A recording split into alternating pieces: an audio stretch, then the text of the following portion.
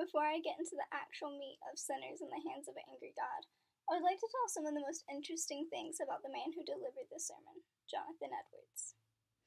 He was one of 11 kids, and his grandfather was the minister of the congregation of East Windsor. Windor? I find it funny that later in life Jonathan would as well have 11 children. The mother of Jonathan's 11 children would be Sarah Pierpoint. We get some insight on how Jonathan felt towards her in On Sarah Pierpoint, which he wrote to her when he was 20 and she was 13. Most of the love that he proclaims for her seems to be rooted in her religious beliefs. He seems to only praise her rigorous religious beliefs and her sort of Christian homely softness. He also speaks immensely about how she will surely be let into heaven. The only really real characteristic about her that is not related to religion that he seems to admire is the fact that she spends time in solitude to meditate, but obviously that as well can be related back to religion. Through his personal narrative, we see the struggles that he struggles with, many things Christians struggle with to this day. He seems to struggle with pride as a young boy because he meets with his friends in secret to pray, and he also spends a lot of time praying in secret. He also falls into the stereotype of there are no atheists in foxholes. He became sick his final year of college, and before this he had been losing his faith, but once he became sick he seemed to very quickly find it. But then after he had recovered, he seemed to lose his faith again, or as he says, I returned like a dog to its vomit. Later on, Jonathan found himself in the time of revivals called the Great Awakening, which obviously was in colonial times. Clearly, the sermon he is best known for is Sinners in the Hands of an Angry God. I have to admit, while I read this sermon, I had to fight the voice in my head from screaming and yelling the whole time, the way most preachers do. The reason this distinction is so important, and I tried to do my best to make that distinction as I read through, is because Jonathan was very troubled by the thought that skeptics would see the passion that these revivals had and would say that's pure emotionalism. Due to this fear, he spoke calmly the entire sermon.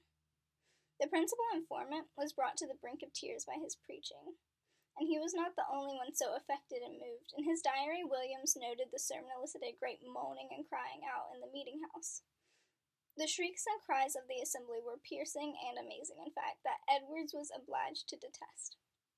For a long time, this sermon was referred to as the Hellfire Sermon. Yet, as every attentive reader would admit, is actually focused more on this life, than the afterlife in hell.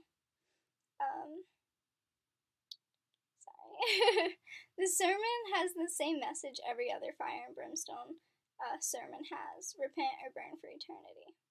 What makes this sermon stand out is not only the eerie image of a preacher calmly and slowly preaching this message as people cry and scream, but his language choice. It is a striking feature of Edwards that he totally lacks inhibition in discoursing about hell. Far from being embarrassed about the doctrine of hell, he believed it redounded to the glory of God. In conclusion, I found his family background, relationship with his wife, religious struggles, and the power his sermon had on people to be the most interesting things about the sermon and the man who wrote it. If you have any questions, I would love to answer them. Please either comment on Blackboard or send me a course message.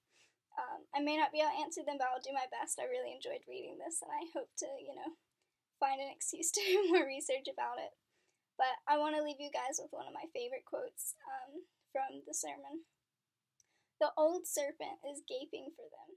Hell opens its mouth wide to receive them, and if God should permit it, they would hastily be swallowed up and lost.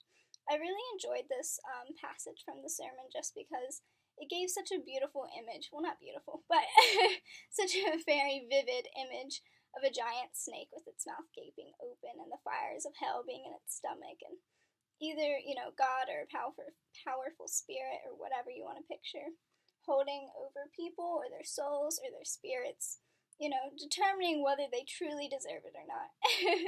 So please send me course messages. I really enjoyed reading this.